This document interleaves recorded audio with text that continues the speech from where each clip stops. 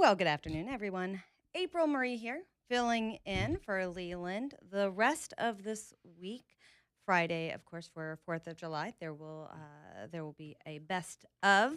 But you have me today, AJ, he's supposed to be attempting to keep me out of trouble. That's his job. He has 4 hours a day. He's responsible for keeping me out of trouble. He's over here shaking his head. Apparently, it's too difficult a task. I tell you what. Excited today. We'll have on Jeff Poor, talk all things Alabama. There really hasn't been that much Alabama going on post-elections in the last week and a half. He's kept up with the Tuberville Challenge better than I have, residency challenge. So we'll discuss that and just some of what is going on in other terms of around the state. I just want to let you know. So I'm trying to keep you out of trouble, but then I try to time things out as properly, right? Mm-hmm. And just let you know, even though if things may seem chaotic in your reality, but for mine, I'm good. You're good. Right? So I was just went around the corner because I was like, I know I need to get here so I can just. And likely story. No. So this is what happened. So normally I have no problem, right? And I went to one place. I was like, So I went to the Red Pearl, around the corner. And when you say right around the corner, is it like over? It's right just yonder, you go down the hill, make a right, pass the light, once you pass the Okay. I've never been to this place. The police station. Oh yeah. It's like right there. Right there. Okay. So I'm 2 minutes away. Yeah. Right. Thinking okay, cool. I got this. So order what I needed to order, food wise, and thinking okay, I'm gonna be boom, done, come right back. Run and grab it, come back. It was not ready, was it? No. So I get there, and then when you read something and you're like, oh. I almost just left my food there. Oh no! No, really, because I already knew. Look, once I get that one text from April, I just wrote, "I'm here," and then it's going to be like, "Oh my God, you're giving me a heart." I'm like, I got just hey, don't worry. I'm reaching out to people to see get someone get you down. Well, what ends up happening? So this is a secure location, you guys. It's like a freaking skiff up here. You've got to. Once you come in, you can't come out with any vital information. It's a real situation, and so you have to get fobbed up and down. There used to be a bench down there. I'm still salty that someone stole my bench. There used to be a bench where you could sit and wait. Well, there isn't. Well, today I come in, and I'm always bringing my laptop, but today I also have an extra set of headphones because I have 3 guests coming in studio today. And I called Valerie earlier to ask her what was going on with this mic and if my mic would work because I have 3 mics at my house for my home studio. And she said, yeah, that would work. You could try your mic or you could just send somebody in to talk on AJ's side. So I got to move and let them. Yeah. And so I thought I would bring a mic so that we didn't have to do that. Yeah. And so I was like, I'll just grab. I don't need anybody else's house breath on my microphone. I'll grab my other Shure mic and we can do this. Well, so I was like, okay, I'll get there. So my purse weighs way more than it should. It's a wonder the straps haven't broken. As a matter of fact, one day last week, I slung it over my shoulder. I don't know what I was thinking, and ended up with a mark. Like a bruise, almost like a bruise, because the straps are too thin for the weight. So I am trying to manage this, and I message AJ, hey, I'm passing the police department now. I got stuck at that light, so I just sent him a message so he could come down and get me. And the minute I look down and see he's not here, which I can look for his car in the parking lot, I was like, oh no. And then I just sat there. Well, you just said, I'll just sit in my truck because I said I'm right around the corner. Sit in my truck. I'm literally right. I can see the building from where I'm standing at, and I was rushing and I looked. I was like, okay. And then I was like, I'm gonna have an anxiety attack in this car. That's what's gonna happen. Yeah. So yes. So at any rate, he said message John Bird. So I was like, okay, they haven't thrown a commercial yet. So, but I went ahead and messaged John Bird. And then as I was waiting down there, Damien came out, which is funny because Damien stood me up. Damien was supposed to come in and say hi, talk all things newlywed. And he forgot. So this was my first time seeing him. So he's like, I'll fob you up. Stop complaining. Yeah. But no, he's a doll. So anyway, so we made it. And you got here before the music was done. I told you, I mean, yes, I know it's going to get here. Because then I told him, he goes like, oh, yeah, it's going to be about another. I'm like, nope. I got to go. Because I was either going to get my money back or it's going to be a free meal for somebody. Because I said, I ain't got time to be sitting here lollygagging. Like, Yeah. I got to go. You're like, So I don't think people realize that when we say, like, I have to work, I have to be on air, like, they're butt in the seat no later than 2 o'clock because that's how you make it work. Yeah. So at any rate, he is going to keep me out of trouble today. A little later today, we're going to have Jeff Poor on to talk Alabama topics, and then we're going to have Steve from Hoover City Council, Steve McClinton, Robin Schultz, and Ashley Lovell are going to come in. I heard Andrew mentioning it, but they've got a big 4th of July event, Independence Day event, but it's the 4th on the 1st, so that all of their city employees and everybody can celebrate with their families on the actual Independence Day. They're doing their celebration on the 1st. They're going to be trying to break a Guinness World record for how many soda cans are opened at once, how many Coca-Cola cans are opened at once. There's always going to be that one person that's going to be like, I'm finna open this up before the countdown continues. So silly. Like, man, don't stop. Don't be that guy. If you're going to be that person, man or woman or child, just don't show up. Show up after the whole fact. Don't ruin the moment. Yeah, well, my kids were like, and I was like, you could be part. That way you can circle it in the Guinness World Records after the next edition prints, and you can say, I was there for that. I was a part of that. Does everyone in there get a plaque?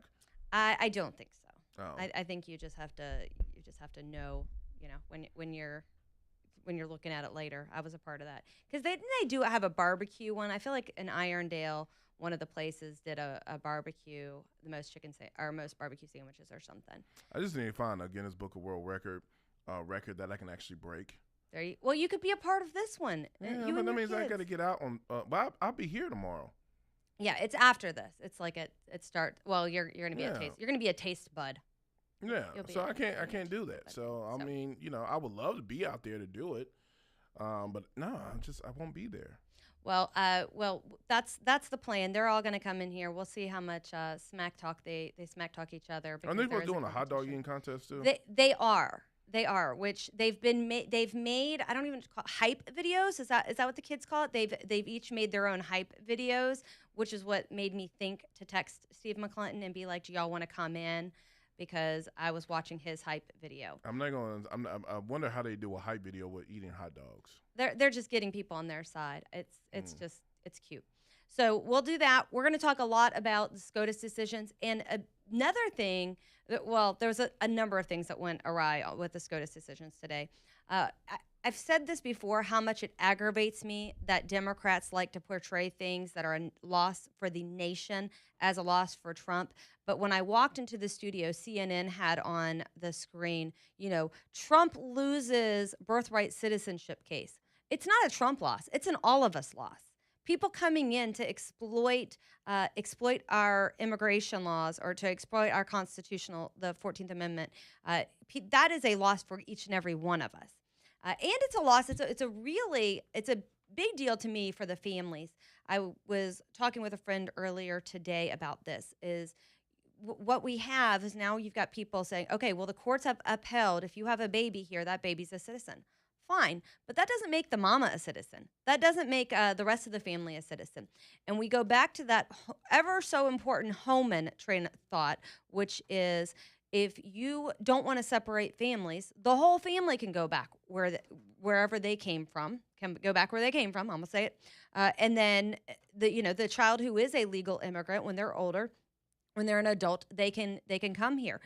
This idea that you come, and the phrase has been really, it's people get really mad about the term anchor baby, but it's a pretty apt description. These babies come, and then the entire family, however big or small it is, from just the mom or to a dozen, they want to claim citizenship because the mom had the baby here. I think we have gotten to a point now where I would absolutely be okay with them at the borders, them going, or people who come in on visas, there being some kind of rule when you get a doctor's note, and if you're past 30, 35 weeks along, when your baby's fully cooked, you can't come in. And that's just an unfortunate reality of everybody taking advantage of this system. So many people taking advantage of the system.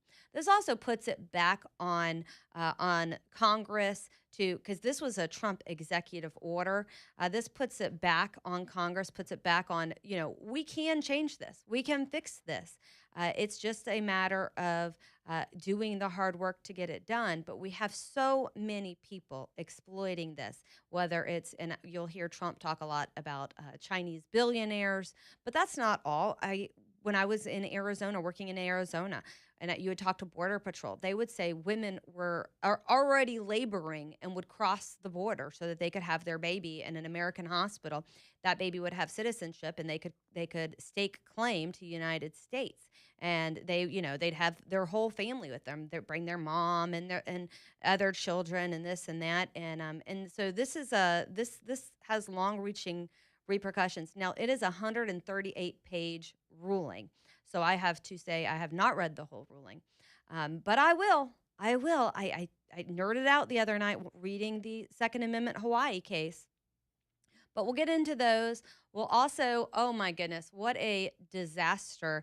But NPR apparently had a story in the back end. And a lot of outlets will do this. They'll have a story in the back end, and then they don't intend, they publish it when it's ready. So whether it's, someone's death or the election results, we saw this with the primary runoffs when Fox News accidentally put a draft, excuse me, saying that Jared Hudson won, put that online. And so, but they put out a release saying Justice Alito was retiring. And then a bunch of people picked this up thinking NPR got a scoop, but it wasn't. It just turned out they put up a story that they had in the back end. So we can talk a little bit about that. You guys hold tight. It's April Marie filling in for Leland.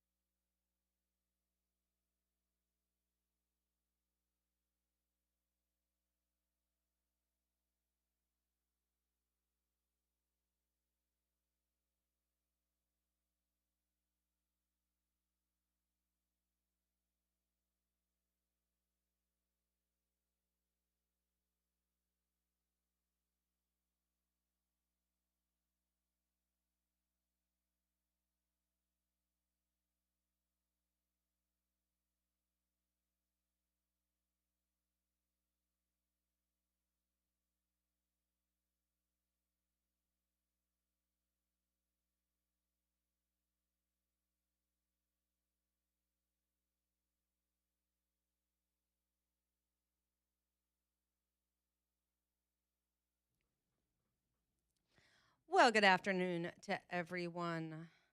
Woo, what a big day in terms of decisions coming out of the Supreme Court. I was thumbing through the opinion in the West Virginia case. It's West Virginia versus BPJ, which is transgender athletes. It is shocking to me. It is. It's still, some mornings I wake up and I'll scroll through the news and I will say, are we really at a place in the United States, in the world today, where a man can decide he's a woman? He doesn't even have, I say throw on a dress and throw on some lipstick, but they don't always do that.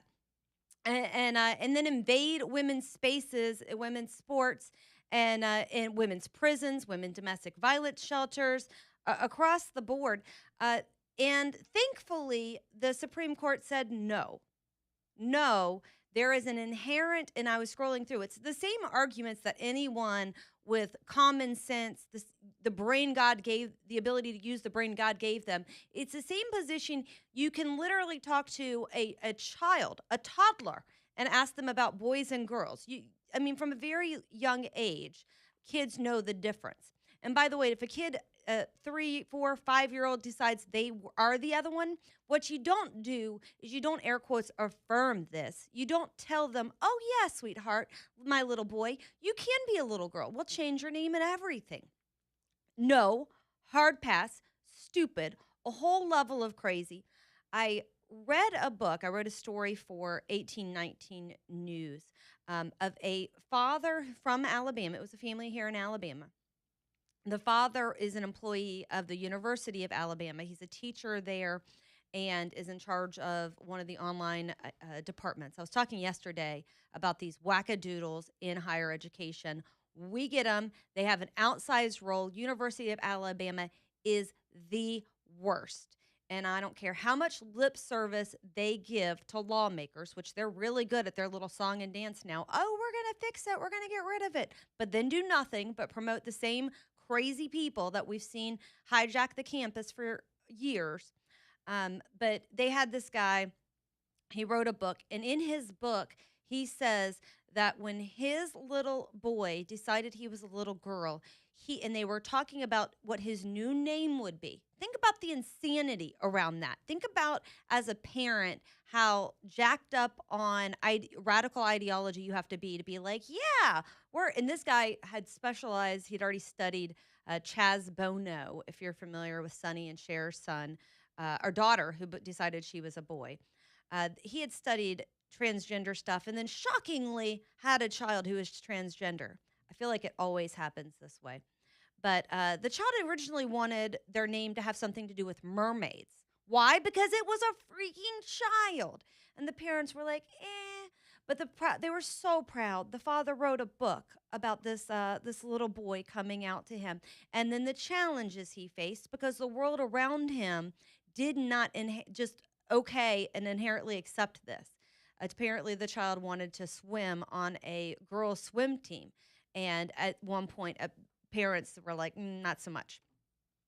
This is the kind of nonsense we're seeing around the country. I'm glad the Supreme Court upheld the state's right to say no men and women's sport. Here in Alabama, one of the things that really blows my mind, and we talk a lot about, Ruby Red State, but the lawmakers in Montgomery don't always do the right thing. Representative Chris Pringle, he is a speaker pro tem, he had already filed a bill in 2020 to protect girls' sports. It wasn't until later, when Susan DuBose refiled the same bill, that it passed. But think about that. Here in Ruby Red, Alabama, it still took our lawmakers, our leaders, more than one session to say no boys in girls' sports. Also, when I was looking up what year that bill was filed, and when I was looking up responses for this earlier today, I kind of went down a rabbit hole of the different things we have done, because the state of Alabama really has led the way. No boys and girls sports, no poisoning and butchering our children, which, by the way, was happening right here at UAB Birmingham. We had doctors. It was an entire program, and I think it's a really good sign. But one of the most outspoken advocates of that program. Imagine going to med school, and then you dedicate your career to butchering and sterilizing children, and everybody just goes along with it. But the woman actually ended up moving to California. Thank goodness. But we protected them from the harmful medical care, and then we had the act that said what is a woman act, which said that sex is a binary. You're a man or a woman, a male or female, and these aren't interchangeable. You can't change your mind on it and define these. The unhinged, absolutely unhinged opinions you will get if you look up any of these three things, the unhinged opinions that are going to come as a result of this Supreme Court decision today. Just buckle up, guys, because here's what they're going to say. People are going to kill themselves. And you know what? That is one of the greatest tragedies in life. One of the greatest tragedies in life is someone taking their own life. One of the greatest means of exploiting weakness, exploiting mental illness, is the left saying and convincing people that someone, a boy who thinks he's a girl, is going to harm himself. I get really mad at this argument. I specifically get mad. I'll tell you when. Right here around the corner, the Magic City Acceptance Academy. We have been told for years now that if this school doesn't exist, some of these kids will harm themselves. What kind of environment are you creating when, as an administrator or a teacher or a parent at that school, you are telling kids that we know without this school, you're going to harm yourself? Like what? That is a form of abuse. Telling literally, because what they're doing is they're putting this notion in the head. You're seeing it in the media every time we talk about the school. You're seeing it when it comes to boys and girls sports. Well, we have to let them or they're going to harm themselves. Well, first off, let's get them the kind of mental health care they need to where they're not going to harm themselves, where they're in a better position mentally. And then let's not put that idea in their head, because I really feel, and the data has, the Cass report and a number of different studies have shown that this idea they're going to harm themselves if we don't affirm them, it's been proven false. It is a emotional ploy to manipulate lawmakers, to manipulate people around you, and the left has gotten really good at it. But wait for those arguments as a result of today's SCOTUS ruling, because they will come. They will, all the left will be out there. Oh, look, they hate us. They want to disappear us. Wrong, incorrect, but we're not going to affirm your mental illness. All right, we're going to take a break. When we come back, I'm going to have AJ get Jeff Poor on the line. We're going to talk about all things Alabama. You are listening to April Marie for Leland. Find me on X, APRYLMARIE.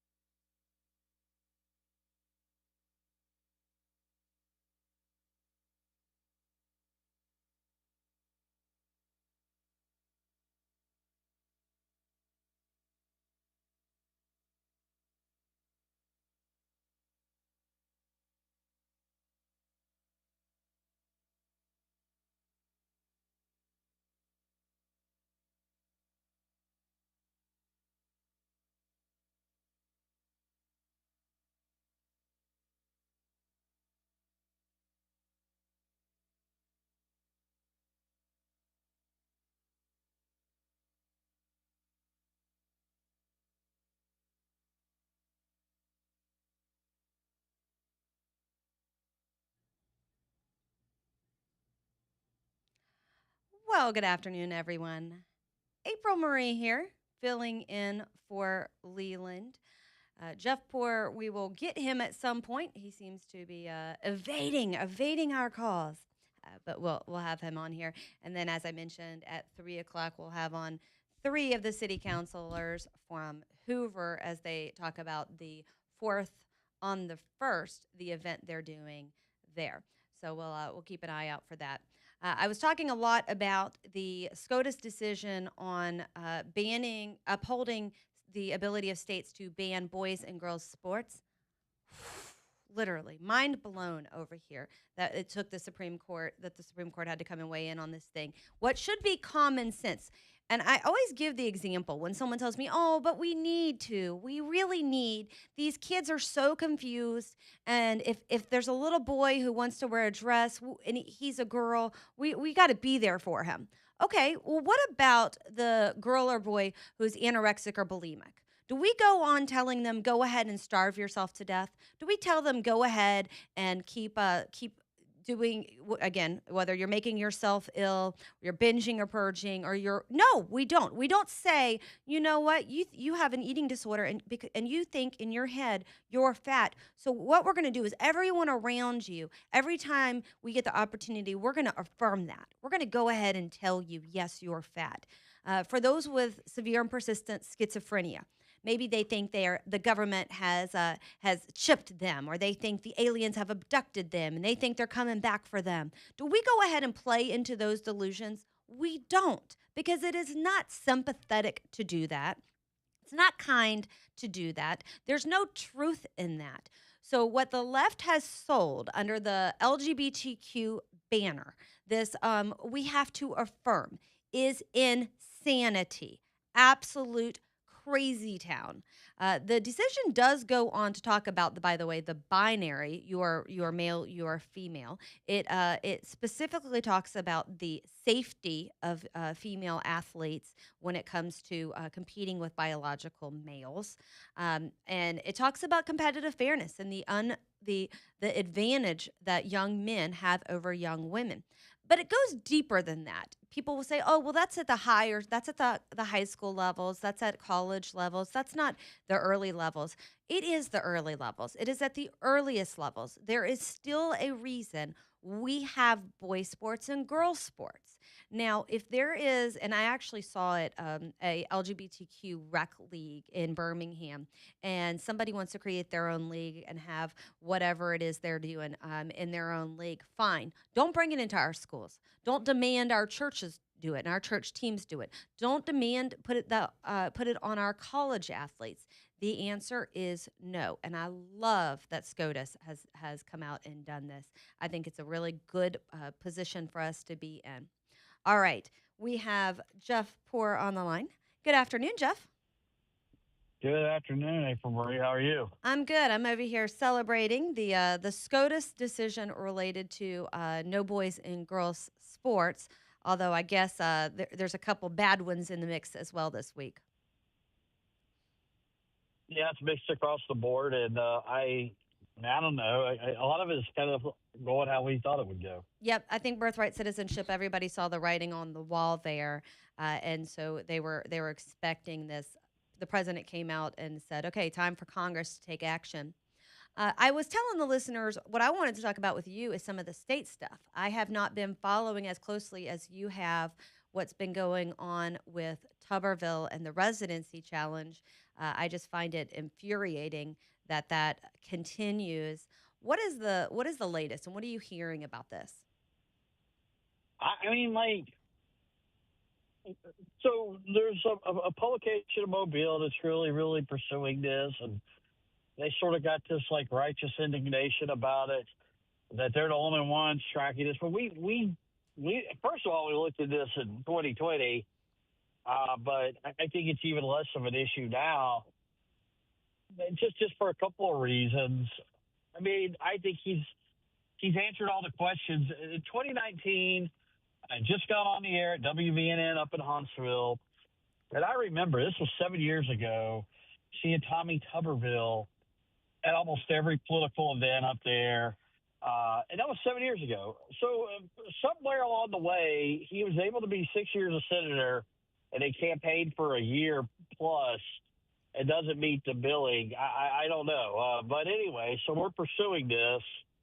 And despite the voters having overwhelmingly um, spoken and said, hey, we want Tommy Tuberville to be the Republican nominee, I just don't know why the Republican Party continues to entertain any of these challenges after an election, knowing the outcome is probably already baked in, but like they got to do something to get this in line, rein some of this in. There's sore loser stuff going on. And I think if anything comes of it, I don't think it'll be settled in the courts. The courts will have jurisdiction here. The way this would have to work, if you can run for governor and not meet the 7-year requirement, the Constitution of 1901 of Alabama prohibits you from being governor. Doesn't say you can't run for governor. They weren't thinking about ballot access when they put that in the Constitution. It actually was in the Reconstruction Constitution. The reason it was is they didn't like the carpetbaggers who came in during Reconstruction from other states. So they put in some protections, and they come up with this resident citizen definition to keep that from being, that being an issue ever again. So fast forward to 2026, the way this would have to work, if Tuberville wins, and he probably will, and then it would take him being sworn in, and then the legislature would have to ask the question, is he able to be governor? There's all kinds of language explaining how this would work. They would convene, and then they would appoint a special commission from both chambers. So it'd be a joint committee or whatever. If it got this far, then they would hear the evidence, and they would make the determination if he meets the constitutional requirements to be governor of Alabama. Which again, this is something that's been litigated. You mentioned being in Huntsville. I feel like there's so many people around the state who can contend that they've seen him, right? That he's active here. That ever since that first run for U.S. Senate, there can be no doubt. But we continue to entertain this. Now, you mentioned the party process. Do you think that changes? Are you hearing that they do something to put an end to this? No. Well, they're talking about changing some of the rules. If you're going to challenge, then you got to put up some money. You got to have some skin in the game. They want to make it where because these are frivolous challenges in my mind that are regularly being heard. The party should not shoot itself in the foot, right? If the party wants Republicans to win, then why enable these either sore losers or Democrat operatives or whatever they are to interfere with our Republican Party process? Absolutely. Well, and I will say, this is there are only one or two outlets covering this. There's only one or two people talking about this. Yet it keeps continuing through the court system. First, we saw the McPheeters challenge, and then now we have this, and it looks as though it goes to as you said, it'll go to the Supreme Court, and then ultimately, if that does, then it goes back through the rest of the process. Well, I'm hopeful it doesn't even get that far. The Montgomery County judge, the circuit court judge, is evaluating whether it can proceed. Look, let me tell you a little secret here. These people behind this challenge, Barry Ragsdale and this people bankrolling this, they know they're going to get beat. But what it does, it gives them an opportunity to put Tommy Tuberville under oath, take a deposition, and I think go on a fishing expedition and try to find things they can use against Tommy Tuberville. It's just not something that we need to be allowing in Alabama. Yep. And it'll be interesting to see again if the party does have the ability to take control of this process and put some guardrails in place on it. We saw the same with John Wall. The John Wall is here, isn't he being challenged, and what is happening there? There seemed to be a void of information. Well, they're hearing that one again. The party is here, or they heard it already, and they voted against it. 14-4 is my understanding. But we did this once already with both Tommy Tuberville and John Wall at the last Republican meeting. The steering committee met, and they decided that no, we think that both these gentlemen are eligible to run for these two offices. They win their election, and the party says, okay, well, we're going to have a do-over. And maybe there's a rule or a stipulation that allows for that, but the party needs to they need to change the rules if that's the case. But they also need to discourage this, because then you can you're just going to have sore losers who don't like the outcome of an election engaging in this behavior that's detrimental to your cause. Yep, absolutely. Well, I'm going to take a quick break. What we're going to do, and then when we come back, it is kind of quiet on the home front in terms of Alabama politics beyond these elections. But let's talk for a minute just about what these general elections look like. This is April Murray filling in for Leland. Jeff Poor on the line. You guys stay tuned.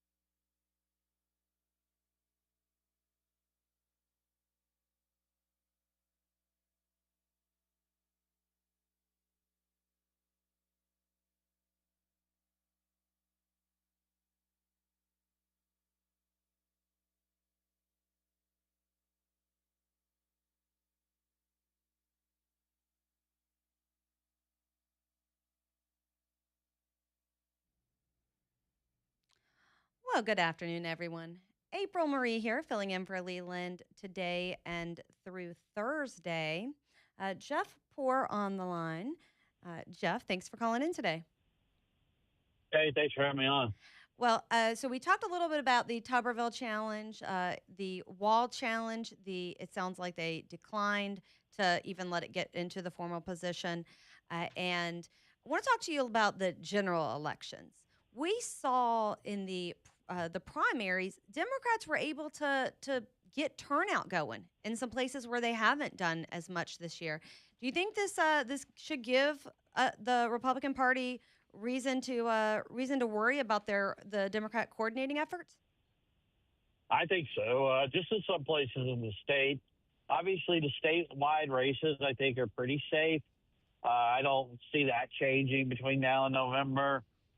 But the places I would watch, the biggest one probably, and it still might not be much of a contest, will come down in southeast Alabama in the 2nd Congressional District, your old stomping ground, Montgomery down to the Wiregrass. Rhett Marcus is going to be the nominee probably. He has got the Trump endorsement. He's going to be the Republican nominee, I should say.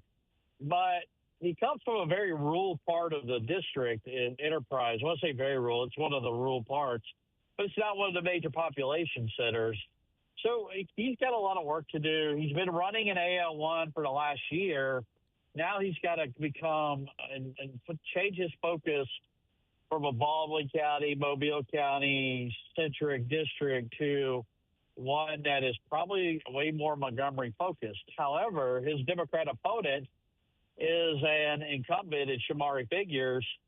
So a couple of things there.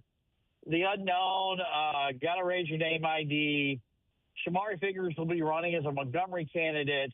I think he'll get the old Joe Reed machine. Those of you familiar with Alabama politics may have heard that name. He's the Democratic Party boss, if you will. That might come out and work for Shamari Figures. Like I said, he's got an old family name in Democratic Party politics in Alabama. And he's an incumbent.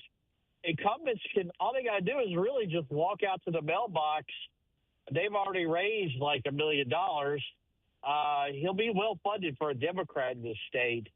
And Rhett Marcus can't sleep on it. It's not going to be like AL1. Jerry Carl is the favorite there. There's not really much Democrat opposition to speak of once you get to the general. It's AL2 could be interesting. It just means you're going to have to work a little harder for it than the rest of the delegation in their districts. The other place I would watch, well, just a few places, but the big one is probably Madison County, Huntsville. There's a state Senate seat up for grab. Tom Butler is retiring. Would that be something Democrats could win, especially with Doug Jones at the top of the ballot? Does Doug Jones have coattails? There's a House seat. Marilyn Land's a Democrat. They were very excited when she won that special election before the 2024 event. She can hold on to that seat. It's Madison. It's a changing place. Huntsville's really changing because of, the Space Command and the FBI and all this federal government expansion, not to mention some of the other things kind of that are offshoots of that. And then the place we don't talk about a whole lot that could be interesting in the general election are the two college counties, Lee County and Tuscaloosa County. They had high Democrat turnout in the primary in May. Would any of those seats be something to look at? They're going to be running right now. They're, like I said, red hot over the Louisiana decision. They feel like the state legislature is trying to draw them out of existence, and the legislature probably will at some point. So they're going to be motivated. They're going to get out the vote. Now, I think Republican turnout will be much higher in the general than it was in the primary and in the primary runoff. But Democrats, if they can maintain this level of enthusiasm in an off-cycle election with a Republican in the White House, there's a little bit of work for Alabama Republicans to do to preserve some of these seats.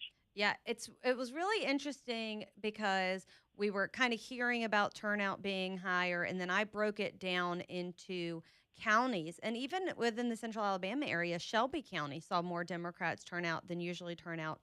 So there is a level there, and it was coming right off of the frustration over the SCOTUS reapportionment, redistricting madness, and so there's there whether or not that calms down, I don't know.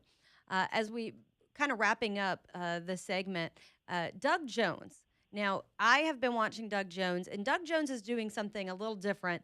His on the stump when media's around and when it suits him, he's talking about being more of a moderate, bring everybody together, kumbaya. He wants to represent everybody, and then he goes where there's only leftists and goes a little wackadoodle.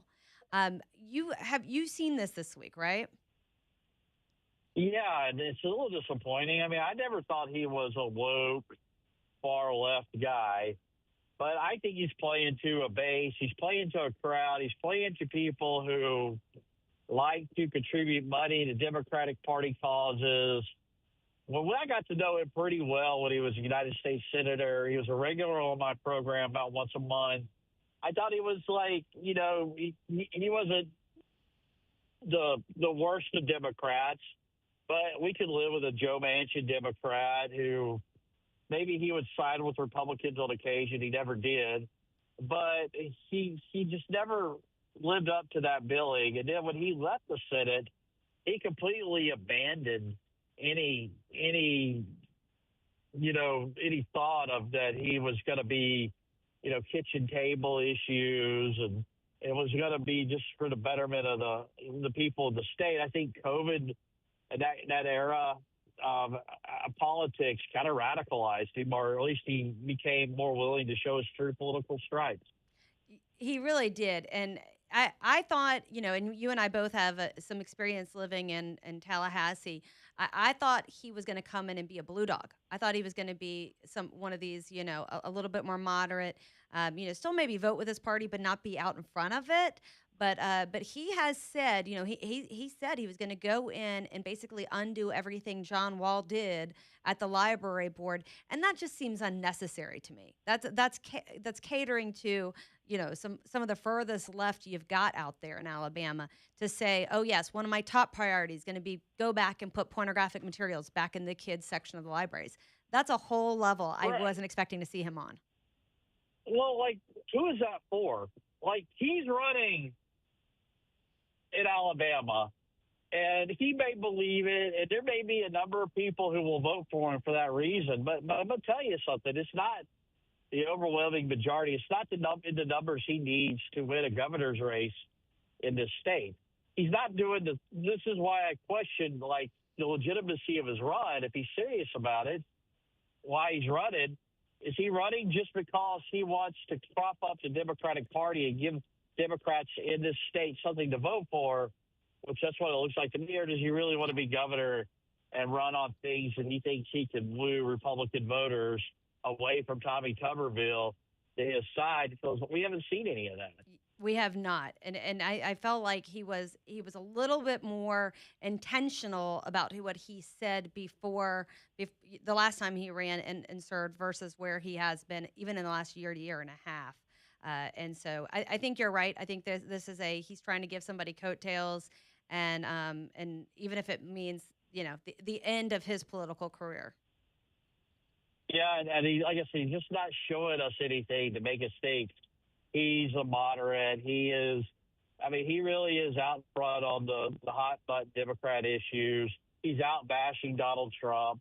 Fine, that's what Democrats do. And then he's talking bad about the legislature, which is held by a Republican supermajority, which would imply there's a supermajority of Republican voters who are like-minded, and he's not even trying to make overtures to woo them over.